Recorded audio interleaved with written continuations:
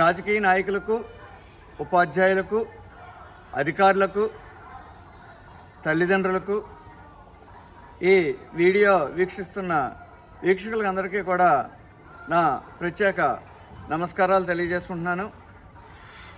ఈ video astronomy గురించి ఒక ఎడ్యుకేషనల్ ప్రోగ్రాం.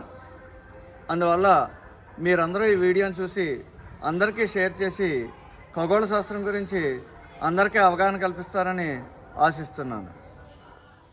నా పేరు ఎం శివరామం. నేను జిల్లా పరిషత్ హై స్కూల్ ఏడిద, మండపాటి మండలం, కోనసీమ జిల్లాలో స్కూల్ అసిస్టెంట్ ఇంగ్లీష్గా పనిచేస్తున్నాను. ముఖ్యంగా 3వ తరగతి నుంచి 10వ తరగతి వరకు ఉన్న విద్యార్థులకు మనం ఆస్ట్రానమీ గురించి ఒక అవగాహన కలిగజేయాలి. ఖగోళ శాస్త్రం అనేది చాలా ముఖ్యమైన భాగం. అయితే ఈ ఖగోళ శాస్త్రంలో మనం నక్షత్రాలు చూడవచ్చు, చంద్రుడిని, సూర్యుడిని, గ్రహణాలు ఏ విధంగా ఏర్పడతాయి, అలాగే చంద్రకళలు, ర్యాకెట్ ప్రయోగాలు, రాసులు, ఇవన్నీ కూడా మనం ఈ నక్షత్రశాలలో చూపించవచ్చు. మనం నక్షత్రశాల చూడాలంటే విజయవాడ గాంధీ ప్లానిటోరియంలో కానీ లేదా హైదరాబాద్ వెళ్ళి బిర్లా ప్లానిటోరియంలో కానీ చూడాలి. అక్కడ లక్షల ఖర్చుతో మిషనరీ ఉంటుంది. ఆ టెక్నాలజీ వేరే విధంగా ఉంటుంది. ఆ టెక్నాలజీతో వాళ్ళు ఆ నక్షత్రాలు, గ్రహాలు ఇవన్నీ కూడా ఇక్కడ చూపించి మనకి ఖగోళ శాస్త్రం మీద అవగాహన కలిగిస్తారు. కానీ నేను తయారు చేసిన ఈ నక్షత్రశాల మన పాఠశాలలో కానీ మన ఇంట్లో కానీ లేదా ఎక్కడైనా సరే మనం దీన్ని మొబైల్గా తీసుకెళ్ళి మనం చూడవచ్చు. అలాగే పిల్లలకు చూపించి మంచి అవగాహన కలిగించవచ్చు. పూర్వకాలం ఆకాశమే క్యాలెండర్, గడియారం, మనకి మిత్రుడు, మార్గదర్శకుడు. పూర్వం ఈ నక్షత్రాలు చూసి దిక్కును తెలుసుకుని దాని ప్రకారం నడుచుకునేవారు. కానీ మనం తయారు చేసిన ఇప్పుడు ఈ ప్లానిటోరియంలో, మరి బిర్లా ప్లానిటోరియం, గాంధీ ప్లానిటోరియంలో లాగా ఏ విధమైన టెక్నాలజీ ఇందులో లేదు. కేవలం ప్లాస్టిక్ చెంబులు, మందుల షాప్లో వాడినటువంటి అట్టపెట్టెలు తోటి ఈ ప్లానిటోరియంని తయారు చేయడం జరిగింది. అయితే ఇందులో నక్షత్రాలు కదలికను కూడా మనం చూపించవచ్చు. అలాగే అన్ని నక్షత్రాల్లోనూ ఒక నక్షత్రం మాత్రమే కదిలేటట్టు కూడా ఇందులో ఏ విధమైన టెక్నాలజీ లేకుండా, ఏ విధమైన మిషనరీ లేకుండా మనం ఇందులో చూపించవచ్చు. ఇప్పుడు మనం ఈ నక్షత్రశాల ప్రోగ్రామ్ని స్టార్ట్ చేసుకుందాం. వరుసగా ఒక్కొక్క ఐటము తీసుకుని ఆ ఐటము ఒక్కొక్కటే మీకు వివరించి చెప్తాను. మీరందరూ కూడా చూసి నాకు తగిన సలహాలు, సూచనలు ఇస్తారని భావిస్తున్నాను. మరి ఈ కార్యక్రమాన్ని మీరందరూ కూడా ఆదరించి మీరు కూడా మీ పాఠశాలలో ఈ ప్రోగ్రామ్ని ఫాలో అవుతారని ఆశిస్తూ అందరికీ నమస్కారాలతో ఈ ప్రోగ్రామ్ స్టార్ట్ చేస్తున్నాను. ఇప్పుడు మనం దిక్కులు చూడవచ్చు. నా ఎదురుగా ఉన్న దిక్కు నార్త్, నా వెనక వైపు ఉన్న దిక్కు సౌత్, కుడిపక్క ఉన్న దిక్కు ఈస్ట్, ఎడపక్క ఉన్న దిక్కు వెస్ట్. మనకి తూర్పున సూర్యుడు ఉదయిస్తాడు. మనకి ఈ విషయం అందరికీ తెలుసు. తూర్పు నుంచి సూర్యుడు పడమరకు వెళ్ళి అక్కడ అస్తమిస్తాడు. ఈ విధంగా సూర్యుడు తూర్పును ఉదయించి పడమరకు వెళ్ళిన తర్వాత అక్కడ అస్తమించడం జరుగుతుంది. సూర్యుడు అస్తమించిన తర్వాత మనకి కనిపించేది చందమామ. చందమామ కూడా తూర్పు నుంచి పడమరకు వెళ్ళి మనకి పగలు చందమామ కనపడదు సూర్యుని యొక్క కాంతికి. ఈ విధంగా మనం పగలు సూర్యుడిని, రాత్రి చంద్రుడిని మనం ఆకాశంలో చూడడం జరుగుతుంది. మనం చూస్తున్నది భూమి. భూమి గోళాకారంగా ఉందని మనందరికీ తెలుసు. భూమికి నమూనా గ్లోబు.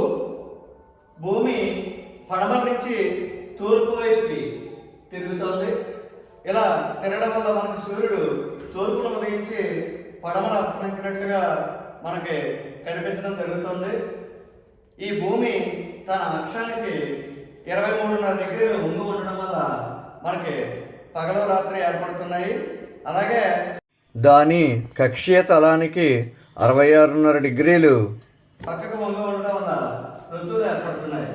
ఈ విధంగా భూమి గోళాకారంగా ఉందని మనం చెప్పుకోవచ్చు. సూర్యుడు మండేటువంటి అగ్నిగోళం. సూర్యుడు ఒక నక్షత్రం. మన పాల్పంతలో ఈ సూర్యుని చుట్టూ 8 గ్రహాలు తిరుగుతున్నాయి. అందులో మన భూమి కూడా ఒక గ్రహం. ఈ భూమి సూర్యుని చుట్టూ తిరుగుతుందని మనకి తెలుసు. ఈ విధంగా భూమితో పాటు మిగిలిన గ్రహాలు కూడా సూర్యుని యొక్క ఆకర్షణ శక్తికి సూర్యుని చుట్టూ తిరుగుతూ ఉన్నాయి.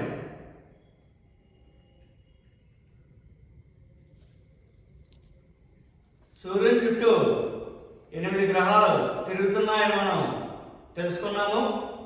అందులో భూమి ఒకటి. భూమి చుట్టూ భూమికి సహజ ఉపగ్రహమైనటువంటి చంద్రుడు భూమి చుట్టూ తిరుగుతున్నాడు. ఈ విధంగా సూర్యుని చుట్టూ భూమి చుట్టూ చంద్రుడు తిరుగుతున్నారు. రాత్రి సమయంలో అమావాస్య రోజుని మబ్బులు లేని టైంలో మనం ఆకాశంలో చూస్తే ఈ విధంగా చాలా నక్షత్రాలు కనపడతాయి. వీటిని మనం లెక్కించలేము. ఈ నక్షత్రాలు కూడా సూర్యుని వలె మండుతున్నటువంటి అగ్నిగోళాలే. అయితే ఇవి చాలా దూరంగా ఉండడం వల్ల మనకి చుక్కల్లాగా కనిపిస్తున్నాయి. వీటి యొక్క వేడి మనకు చాలా దూరంగా ఉండడం వల్ల చేరట్లేదు. అందువల్ల ఈ నక్షత్రాలు మనం ఆకాశంలో చూడవచ్చు. ఈ విధంగా రాత్రి సమయంలో మనం నక్షత్రాలని చూస్తూ ఉంటాము. ఇవి కూడా వాటి చుట్టూ అవి తిరుగుతూ ఉంటాయి. మన పాలపుంతలో 200 బిలియన్ నుండి 400 బిలియన్ నక్షత్రాలు ఉన్నాయని మన శాస్త్రవేత్తలు అంచనా వేశారు. రాత్రి టైంలో మనకి నక్షత్రాలు ఆకాశంలో ఈ విధంగా కనిపిస్తాయి. మరి పగలు ఈ నక్షత్రాలు ఏమవుతాయో చూద్దాము. పగలు సూర్యుని యొక్క వెలుగు వల్ల మనకి నక్షత్రాలు కనిపించవు. ఈ విధంగా సూర్యుడు ఉదయిస్తున్నాడు. తెల్లారగట్ల అక్కడక్కడ మనకి కొన్ని నక్షత్రాలు కనిపిస్తున్నాయి. పూర్తిగా సూర్యుడు ఉదయించేశాడు. తర్వాత మనకి నక్షత్రాలన్నీ కూడా ఈ సూర్యుని యొక్క వెలుగు వల్ల మనకి కనిపించట్లేదు. తిరిగి సాయంత్రం సూర్యుడు అస్తమిస్తున్నాడు. ఈ విధంగా కంచీకటి పడే టైంలో మనకి తిరిగి కొన్ని నక్షత్రాలు అక్కడక్కడ మనకి కనిపించడం జరుగుతుంది. పూర్తిగా సూర్యుడు అస్తమించిన తర్వాత చీకటి పడుతుంది. అప్పుడు పూర్తిగా మనం నక్షత్రాలు అన్నిటిని ఈ విధంగా మనం చూడవచ్చు. ఇప్పుడు నక్షత్రాలు చూసాం కదా, అక్కడ మనకి చందమామ కనిపించలేదు. ఆ రోజు అమావాస్య. మరి ఇప్పుడు మనకి పౌర్ణమి రోజుని చందమామ నక్షత్రాలు ఆకాశంలో ఈ విధంగా కనిపిస్తున్నాయి. పౌర్ణమి రోజుని చంద్రుడు నిండుగా ఉంటాడు. కృష్ణపక్షంలో చంద్రుడు తగ్గుతూ ఉంటాడు. శుక్లపక్షంలో చంద్రుడు పెరుగుతూ ఉంటాడు.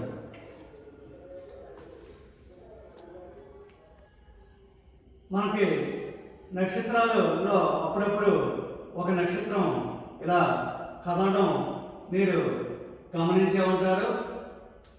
ఎప్పుడైనా మీరు మేడ మీద ఎక్కి ఆకాశంలోకి చూసినప్పుడు ఈ విధంగా ఒక నక్షత్రం కదులుతో కనిపిస్తూ ఉంటుంది.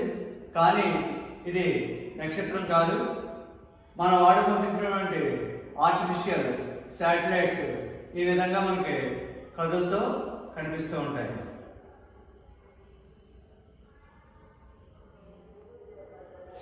అప్పుడప్పుడు నక్షత్రాల్లో ఒక నక్షత్రం కదలడం మనం గమనించాము. అది నక్షత్రం కాదు, మన వాళ్ళు పంపించినటువంటి ఆర్టిఫిషియల్ శాటిలైట్స్ మనకి ఆ విధంగా కనిపించడం జరుగుతుంది. ఇది మన వాళ్ళు పంపించినటువంటి ఆర్టిఫిషియల్ శాటిలైట్. ఇది మన సూర్య కుటుంబం. సూర్యుని చుట్టూ తిరిగేటువంటి 8 గ్రహాలు. సూర్యుని చుట్టూ 8 గ్రహాలు తిరుగుతున్నాయని మనం తెలుసుకున్నాము. అవి బుధుడు, శుక్రుడు, భూమి, కుజుడు, గురుడు, శని, యురేనస్, నెప్ట్యూన్. ఈ వలయాకారంలో ఉండేటువంటి గ్రహం శని గ్రహం. ఇప్పుడు మనం చూసేది సూర్యుని చుట్టూ తిరిగేటువంటి 8 గ్రహాలతో పాటు నక్షత్రాలను కూడా చూస్తున్నాము. ఈ విధంగా సూర్యుడు, గ్రహాలు, నక్షత్రాలు మనం చూడవచ్చు. సూర్యుని చుట్టూ భూమి చుట్టూ చంద్రుడు తిరుగుతున్నాడని మనం తెలుసుకున్నాము. ఈ విధంగా సూర్యుని చుట్టూ భూమి చుట్టూ చంద్రుడు తిరుగుతున్న కొన్ని సందర్భాలలో, కొన్ని అమావాస్య రోజుల్లో సూర్యగ్రహణం, కొన్ని పౌర్ణమి రోజుల్లో చంద్రగ్రహణం ఏర్పడడం మనం చూస్తున్నాము. దీని మీద పూర్వీకులు ఒక కథ చెప్తారు. రాహు, కేతు అనేటువంటి 2 రాక్షసులు పాములుగా తయారయ్యి వాళ్ళు ఈ సూర్యుని చంద్రుడిని మింగుతారని మనకి పూర్వీకులు కథ చెప్పడం జరుగుతుంది. సైన్స్ ప్రకారం చూస్తే సూర్యుని చుట్టూ భూమి చుట్టూ చంద్రుడు తిరుగుతున్నాడని మనకు తెలుసు కదా. ఇవి 3 ఒకే సరళ రేఖగా వచ్చినప్పుడు కొన్ని అమావాస్య రోజుల్లో సూర్యగ్రహణం, కొన్ని పౌర్ణమి రోజుల్లో చంద్రగ్రహణం ఏర్పడుతూ ఉంటాయి. ఇప్పుడు మనం చంద్రగ్రహణం ఏ విధంగా ఏర్పడుతుందో చూద్దాం.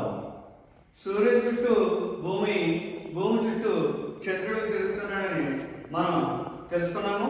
ఇప్పుడు మనం చూసేది సంపూర్ణ చంద్రగ్రహణం ఏ విధంగా ఏర్పడుతుందో మనం చూద్దాము.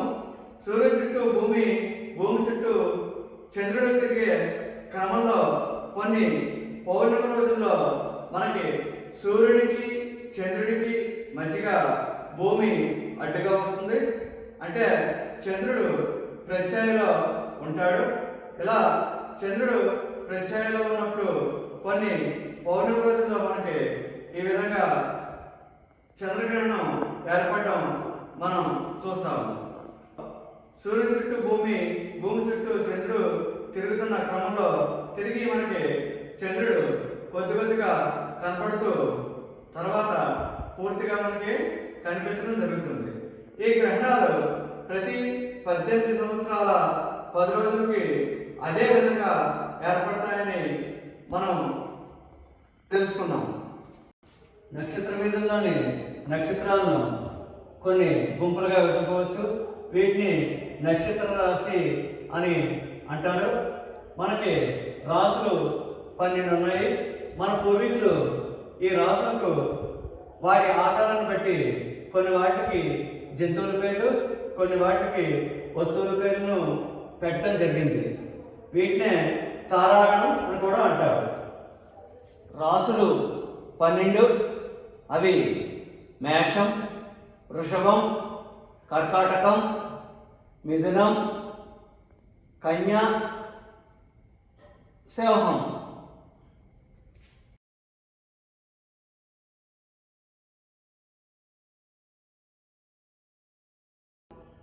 మరొక 6 రాశులు చూస్తున్నారు. వీటి ఆకారాలు కూడా మీరు చూస్తున్నారు. తుల, వృశ్చికం, ధనస్సు, మేనం, కుంభం, మకరం.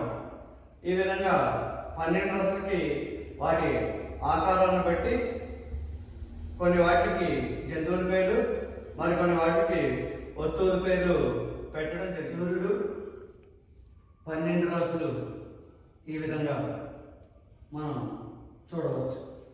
ఇది హైడ్రా, అతిపెద్ద తారాగ్రహం.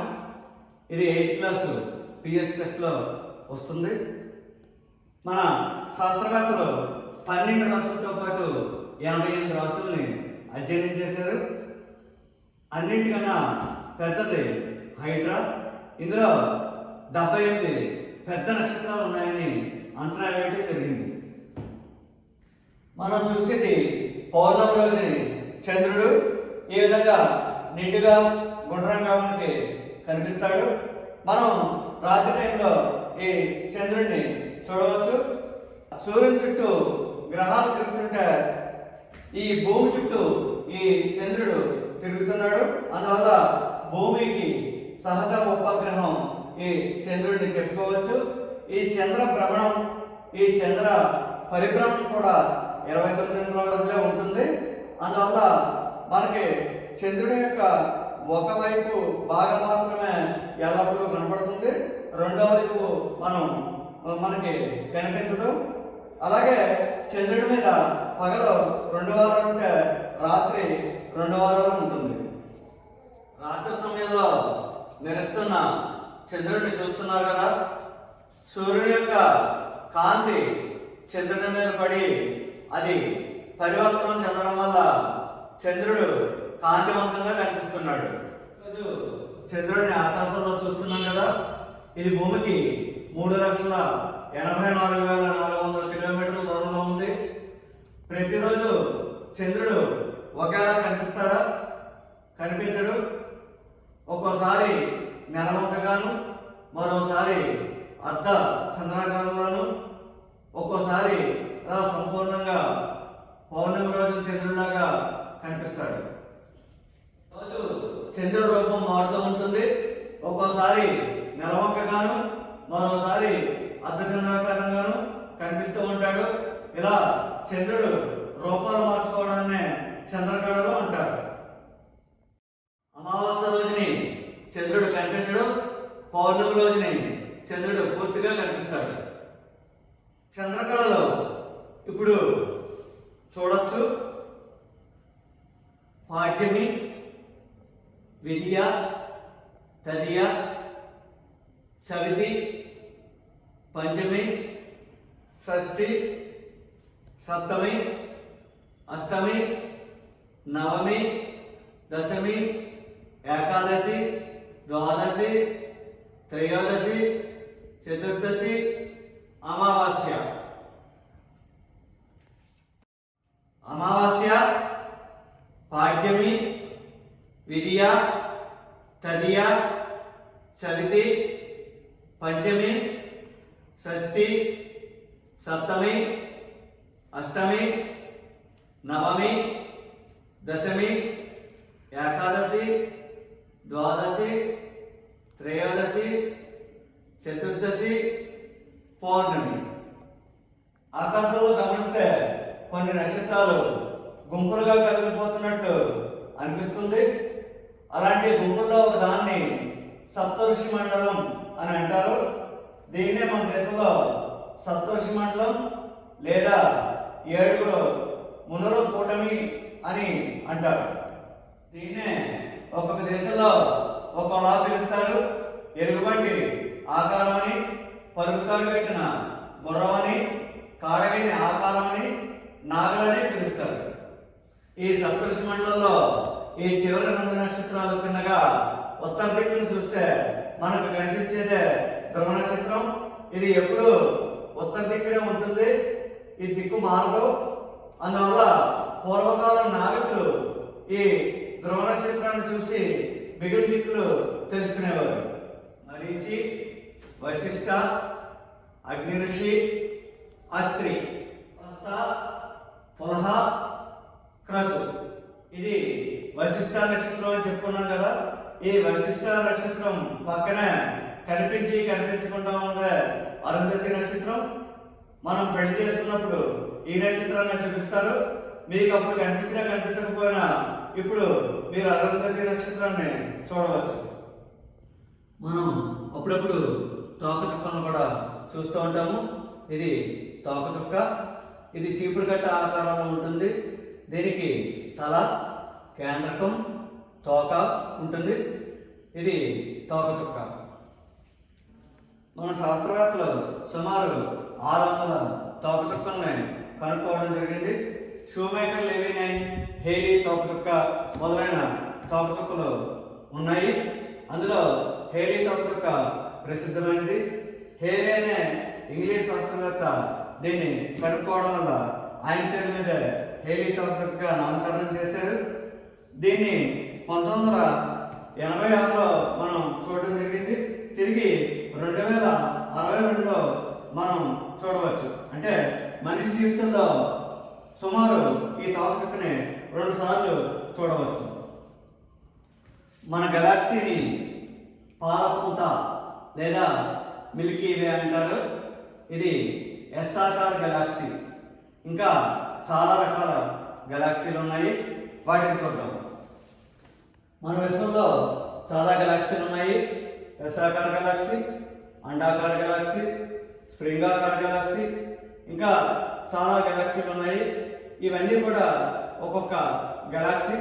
దీని ప్రకారం చూస్తే విశ్వం ఎంత పెద్దదో మనం ఊహించుకోవచ్చు. ఇది ఉత్తర దిక్కు నుండి దక్షిణ దిక్కుకి వ్యాపించి ఉన్నాయి.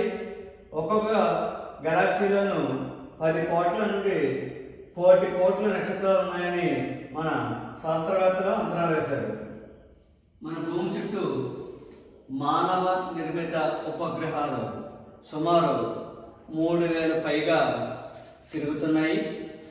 ఇది కూడా ఒక కృత్రిమ ఉపగ్రహం. మానవుడు తయారు చేసి పంపించిన ఉపగ్రహం.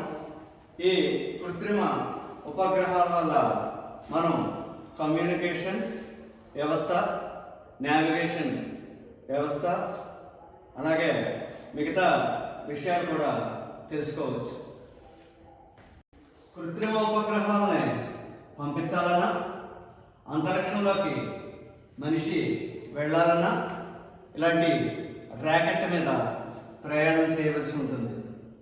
మన భారతదేశానికి చెందినటువంటి రాకేష్ శర్మ, కల్పనా చావ్లా, సునీత విలియమ్స్, మన గుంటూరు జిల్లాకు చెందినటువంటి బండ్ల శిరీష మొదలైన వారు ఇలాంటి రాకెట్లలో అంతరిక్షంలోకి వెళ్ళి ప్రయోగాలు చేశారు. V2 రాకెట్ చూశారు కదా. మనం ఇప్పటి వరకు ఎర్ర బస్సు, ఎయిర్ బస్సు ఎక్కాము. త్వరలో ఇలాంటి రాకెట్పై అంతరిక్షంలో మనం ప్రయాణం చేసే అవకాశం అతి దగ్గరలోనే ఉందని నేను ఆశిస్తున్నాను. ఈ మొబైల్ ప్లానిటోరియం తయారీలో నాతో ఎల్లవెల్లలో సహకరిస్తూ తన వంతు పూర్తి సహాయ సహకారాలు అందించిన స్కూల్ అసిస్టెంట్ ఇంగ్లీష్ అనపర్తి మండలం పులగొత్త ZPPHSలో పనిచేస్తున్న నా వైఫ్ శ్రీమతి శ్రీవరలక్ష్మి గారికి నా ప్రత్యేక కృతజ్ఞతలు. దీన్ని చూపించడంలో 2 చోట్ల కష్టపడ్డాం. అన్ని నక్షత్రాల్లో ఒక నక్షత్రం మాత్రమే కదలడం, ఏకకాలంలో సూర్యుని చుట్టూ భూమి, భూమి చుట్టూ చంద్రుడిని తిప్పడం. రాష్ట్రంలోని అందరూ ఉపాధ్యాయులు దీన్ని తయారు చేసుకుని మీ విద్యార్థులకు చూపిస్తారని ఆశిస్తున్నాను. వీలైతే స్క్రీన్ షేర్ చేసుకుని టీవీలో చూడండి. రాబోయే నూతన సంవత్సర మరియు సంక్రాంతి శుభాకాంక్షలతో